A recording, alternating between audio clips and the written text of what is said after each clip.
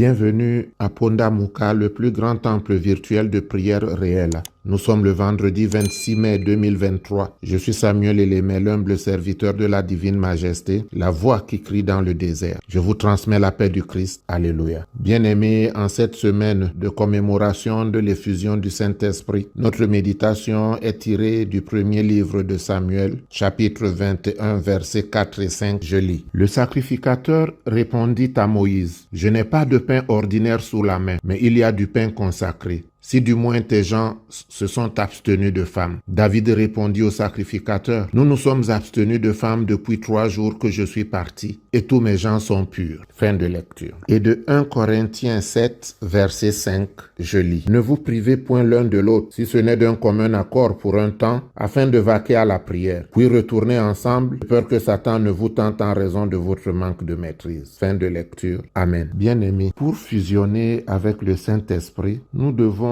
nous prédisposer à le recevoir. Le texte de 1 Samuel 21, 4 et 5 renferme les 2 règles à respecter pour ce faire. La purification corporelle, qui consiste à se priver de relations sexuelles, et la générosité de son cœur, en donnant à David et à son armée le pain qui lui était réservé, car le pain consacré était réservé aux sacrificateurs. Quant à Paul, il reconnaît l'importance du sexe dans le couple et conseille l'abstinence après entente mutuelle. Tous les notables initiés savent que pour certains rites traditionnels, ils doivent s'abstenir de relations pendant 3 jours. J'attire votre attention, sans rien vous imposer, qu'il y a certaines dispositions à prendre pendant le jeûne et les périodes d'intense prière pour que vous soyez en parfaite communion avec le Saint-Esprit. Si dans le Nouveau Testament, l'idée de pureté rituelle apparaît encore comme des pratiques de judaïsme, Marc 1, 44, Luc 2, 22, c'est la notion toute spirituelle de la pureté du cœur que Jésus enseigne. Heureux, dit-il, ceux qui ont le cœur pur. Matthieu 5,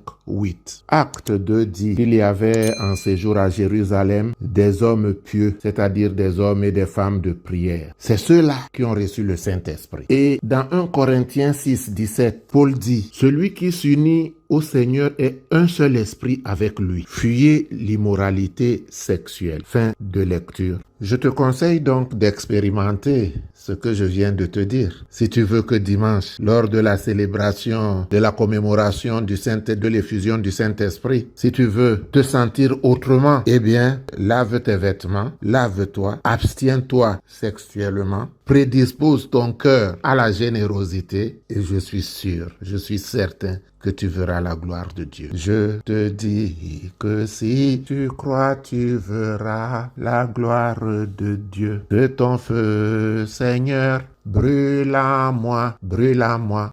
Tu verras la gloire de Dieu. Prions. Entends, Seigneur, ma voix qui t'appelle. Prête-moi l'appui de ton bras dès l'aube de mes journées. Sauve-moi au moment de l'épreuve, puisque tu entendras mon appel et que dans ta miséricorde, tu m'exauceras. Je sais, Père, que tu m'exauceras. Cette miséricorde, ô Seigneur, je l'implore et je l'attends. Je l'attends au moment du malheur. Je l'attends au moment où l'ennemi fond sur moi. Je l'attends, ô Père céleste, comme le veilleur qui attend l'aurore. Tu as rendu clair et compréhensible à mes yeux ce que dans ta sagesse tu avais maintenu incertain et caché. Ô Éternel, je suis ton serviteur, je suis ta servante. J'espère en toi. Que je ne sois pas, ô Père céleste, comme ceux-là qui ne te connaissent pas, ceux qui te redoutent au lieu de t'aimer et au lieu de mettre en toi leur espérance. Leurs yeux n'ont pas vu, leurs oreilles n'ont pas entendu, leur cœur n'a pas compris ce que tu dévoiles à ceux qui t'aiment. Quant à moi, Père, je suis au pied de la croix. Donne-moi ton esprit. Donne-moi ton esprit, ô Père céleste, afin que je crie Alléluia à toi au plus haut des cieux,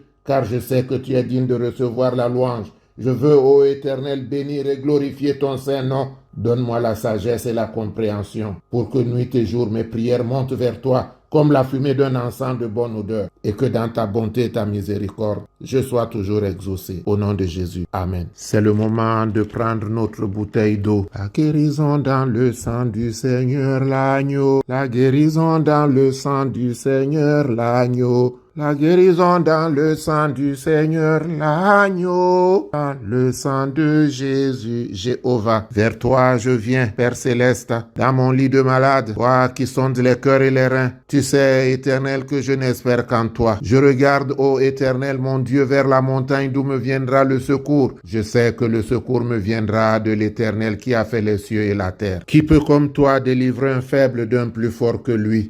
Regarde, Éternel, cette maladie qui m'amoindrit dans mon lit. Je voudrais me lever, venir dans ton saint temple, te glorifier, magnifier ton saint nom. Je voudrais, ô Éternel, vaquer à mes occupations quotidiennes, mais je n'ai plus la force. Et c'est en toi que j'espère. Que cette eau devienne le sang de Jésus qui me justifie et qui me donne la guérison miraculeuse. Amen. Que l'Éternel te bénisse et te garde. Que l'Éternel fasse briller son visage sur toi et t'accorde sa grâce. Que l'Éternel se tourne vers toi et te donne la paix. Notre Père qui es aux cieux, que ton nom soit sanctifié, que ton règne vienne, que ta volonté soit faite sur la terre comme au ciel. Donne-nous aujourd'hui notre pain de ce jour. Pardonne-nous nos offenses comme nous pardonnons aussi à ceux qui nous ont offensés. Et ne nous laisse pas entrer en tentation, mais délivre-nous du mal. Car c'est à toi qu'appartiennent le règne, la puissance, la gloire pour les siècles des siècles. Amen.